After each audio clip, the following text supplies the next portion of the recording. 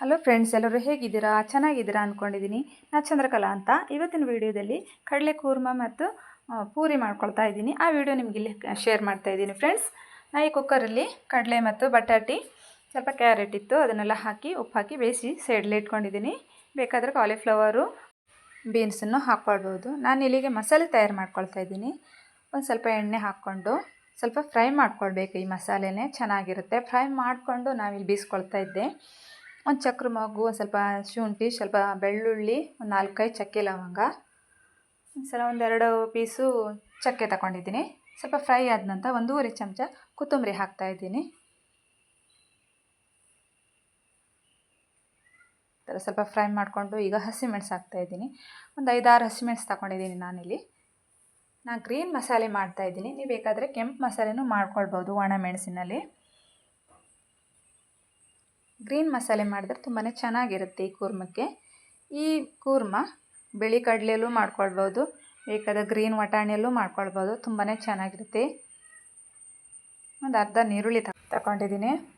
ಈಗ ಸ್ವಲ್ಪ 1 ಚಮಚ ಬಡೆ ಸೊಪ್ಪು ಹಾಕ್ತಾಯಿದ್ದೀನಿ.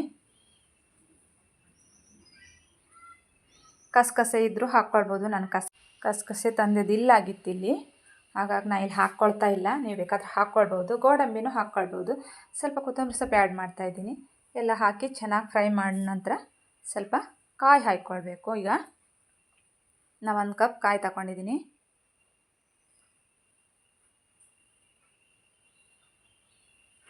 ಒಂದು ಅರ್ಧ ಚಮಚ ಅರಿಶಿಣ ಪುಡಿ ತಗೊಂಡಿದ್ದೀನಿ. ಇದನ್ನೆಲ್ಲ ಹಾಕಿ ಚೆನ್ನಾಗಿ ಫ್ರೈ ಮಾಡಬೇಕು.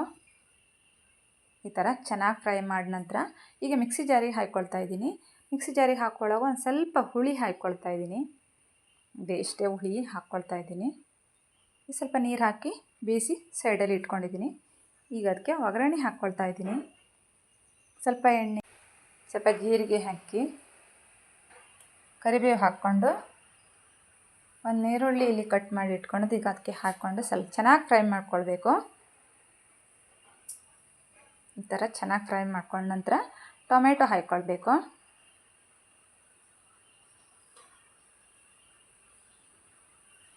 ನೀವು ಬೇಕಾದರೆ ಒಂದ್ಸಲ ಟ್ರೈ ಮಾಡಿ ನೋಡಿ, ತುಂಬಾ ಟೇಸ್ಟಿಯಾಗಿರುತ್ತೆ.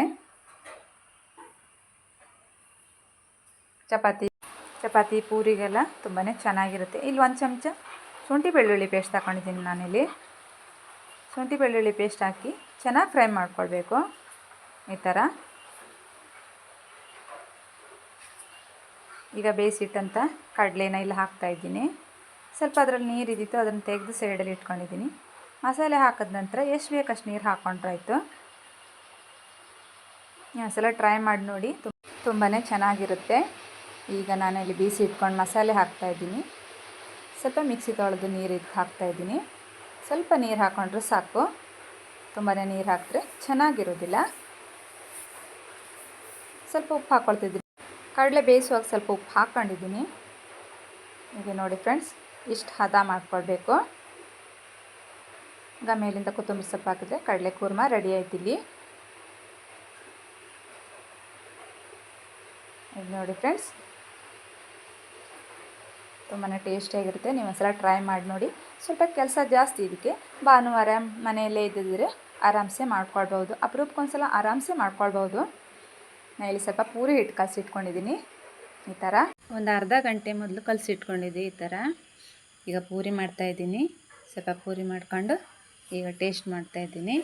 ನೆಕ್ಸ್ಟ್ ನೋಡಿ ಎಷ್ಟು ಚೆನ್ನಾಗಿ ಬಂದಿದೆ. ಈ ಥರ ಈಗ ಟೇಸ್ಟ್ ಮಾಡ್ತಾಯಿದ್ದೀನಿ.